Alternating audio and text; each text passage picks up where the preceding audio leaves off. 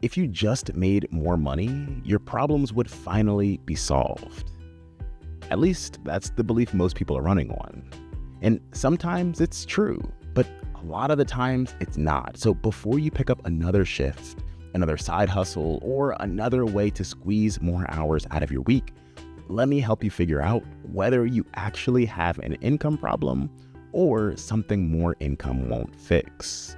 My name's Obi. I've studied personal finance for over a decade and worked in both asset and wealth management.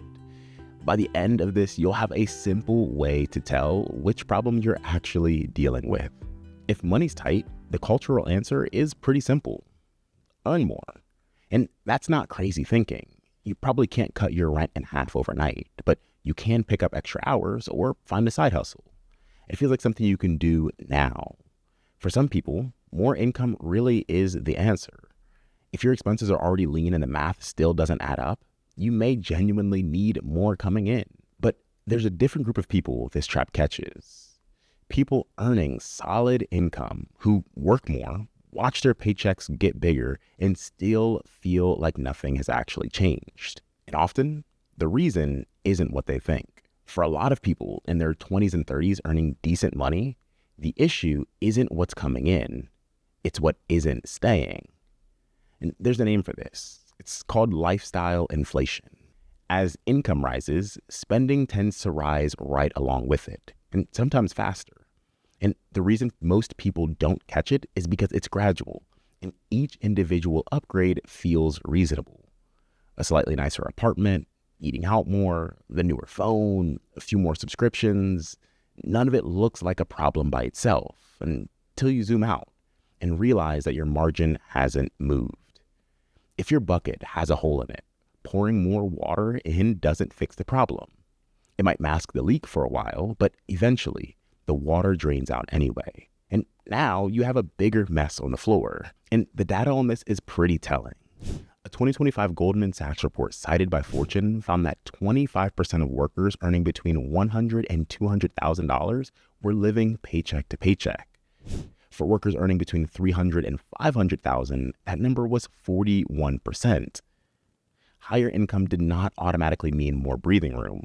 For some people, the paycheck got bigger and the pressure stayed the same.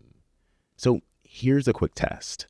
If your spending is already lean and the numbers still don't work, chances are you have an income problem. If your income has gone up, but your margin hasn't moved, it's likely you have a leak.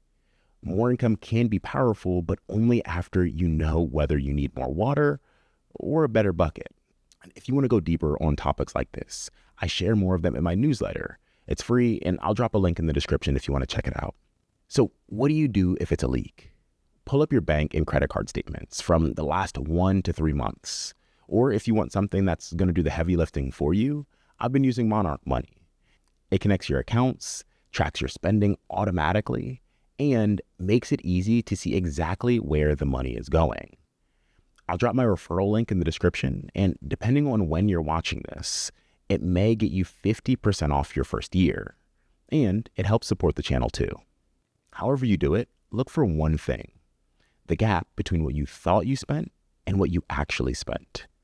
Don't start with 20 categories. Start with 2 or 3 that make you say, wait, I spent how much? That's where you start. The point isn't to shame yourself. It's to make sure the income you already have is actually building something. Because right now, for a lot of people, it isn't. It's just going out as fast or faster than it came in. See, more income won't fix a leaky bucket. It just gives you more water to lose. If this video helped you realize that the problem might be deeper than just income, there's another layer worth understanding. Check out this video on the screen where I break down 3 reasons as to why people who are doing the right things can still feel behind financially.